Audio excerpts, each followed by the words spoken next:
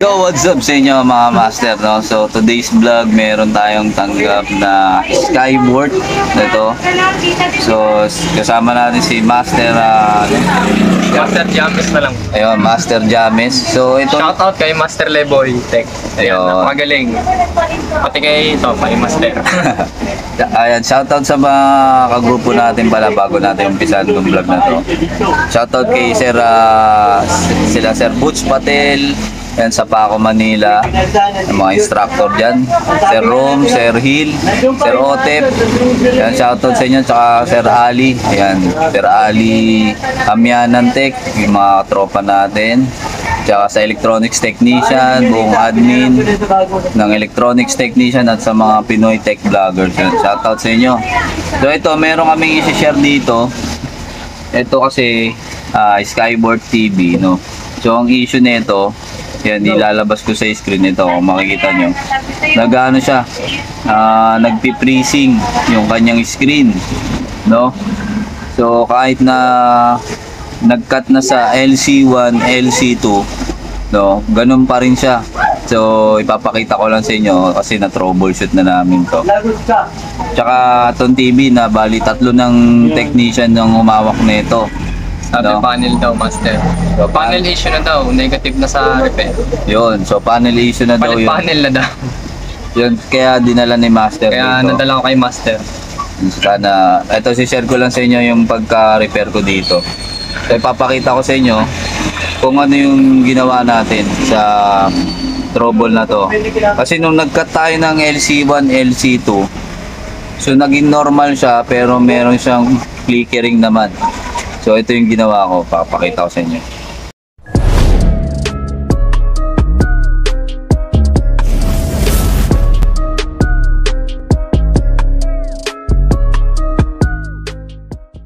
Ito yung ginawa natin, nag-cut tayo ng LC1, LC2 sa left side, right side pala to. Ayan, right side yan. So ito yung mga clock signal niya, hindi natin kinat yan. So ito yung kanyang panel. Ayan. Ito yung kanyang reference. Ito yung mga resistor. Ayun yung mga clocking signal. Mapapansin yan. Itong mga resistor na yan. Tapos ito yung kanyang BGH, BGL, LC1, LC2 nya. Even kung tawagin. So nagkat na tayo, ganun pa rin. Walang pinagbago. So right, ilipat natin sa kabila. Ano yung kabila? Yan. So ito yung ginawa natin. Ayan, makapansin nyo, madami ng retoke kasi galing na rin sa mga iba-ibang technician, no? So kung mapapansin nyo, tinanggalan namin to ng ano, ito may tanggal na pala talaga tong resistor to, mga to. So ang ginawa natin, nag-cut din tayo dito sa kabila ng LC1, LC2. No, ito yung kanyang ano, ito yung add even kinat natin. So ganun pa rin. No, meron pa rin siyang ano, meron pa rin siyang tawag dito, slow mo, nag-freezing pa rin siya. So kahit dalawa na yung kinat mo, wala pa rin. So ginawa natin, nag-ano na lang tayo, nag-bypass na lang tayo. So para malinaw kasi magulo yung pagkaka-jumper natin. So ito yung papakita ko sa inyo. So itong BGHR, kung mapapansin nyo yan, ito yung BGHR tsaka BGHF, nirekta natin yan dito mga master, sa add at saka sa even. So ito yung mapapansin nyo, ito yung BGHR, ilagay natin yan dito sa kanyang add. Tapos itong even naman, nilagay natin sa BGHF. So yun lang, no? Isinare ko lang sa inyo. Pero dapat bago kayo mag-modify ng mga ganito, mga master, dapat parehas nyo ikat sa kabilaan yung LC1, LC2 nya, yung tawagin add even. Kasi pagka nagganito kayong bypass at hindi kayo nag-cut dun sa kabila, pwedeng masibak yung DC to DC nyo. Ito, sisibakin niya kasi yan. So kailangan pagka kinat nyo yung add even dito, ayan mga master, So dapat pag kinat nyo yung odd even, kakat nyo rin dito sa kabila. Ayan. Kakat nyo rin sa kabila. Kasi pagka meron siyang connection dito sa DC to DC na yan, at hindi nyo kinat yung kabilaan, tapos nag-bypass kayo na ginawa natin, eh magkakaproblema siya sa kanyang DC to DC. So, gagawin natin is safety lang natin to, no, para mawala yung kanyang pagka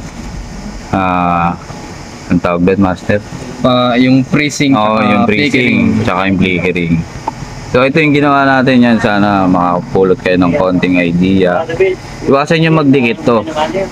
Kasi pag nagdikit yan, sira rin yan, mga master. So, gagawin muna natin, isa-safety muna natin tong connection natin. Oh, master, but extra ka sa vlog.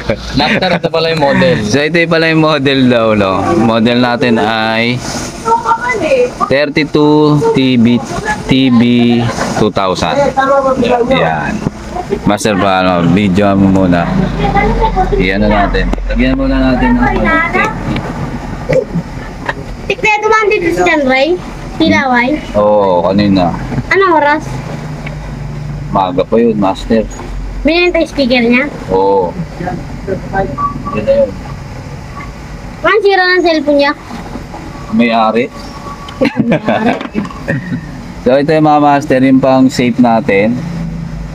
Para safe yung ating mga wiring. Para bumalik sa dati. Lalagyan natin siya ng cover. May gira ba kayo?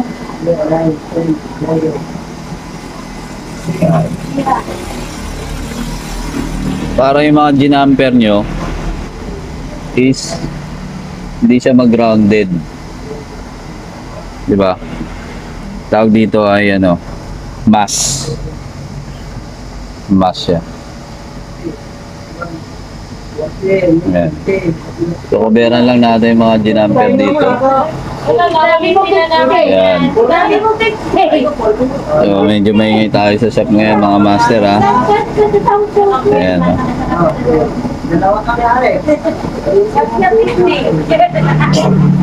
Pagkalagay nyo na ito, then gamitan nyo ng UV light, syempre. Ito. Ayan. Para matuyo yung mask. Ayan, yan, safe na yan, mga master. Kahit magdikit yan. Ano yung andyan? Safe na safe yan. Alex? So, yun lang sinare natin, no?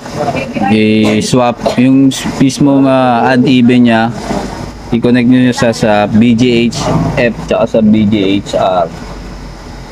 So, nagets ba yan, master? No, gets yun, master. So, papakita ko sa inyo yung naging resulta nung pagka, namin, pagka bypass. Testing na natin, master. Okay, master. Lagyan natin ang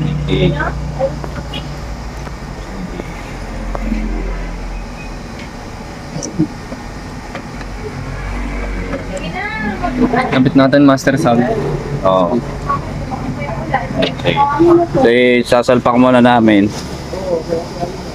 para makita nyo. So, kailangan safe yung jumper natin dito. Ayan. Then, saksak na natin, master.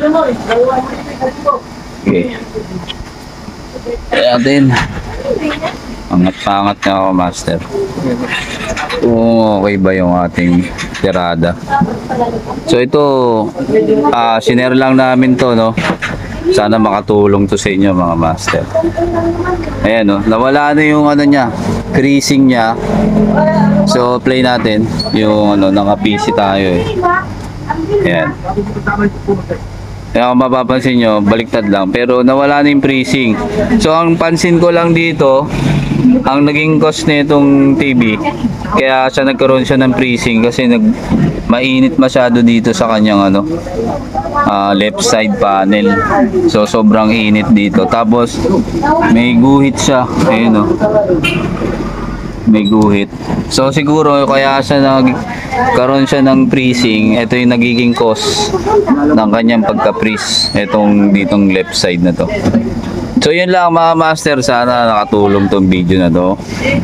No? So walang troubleshoot na napakita, pero sinare lang namin sa inyo dahil na troubleshoot na namin, no? Hindi lang na-actualan. Pero sana makatulong sa inyo mga master.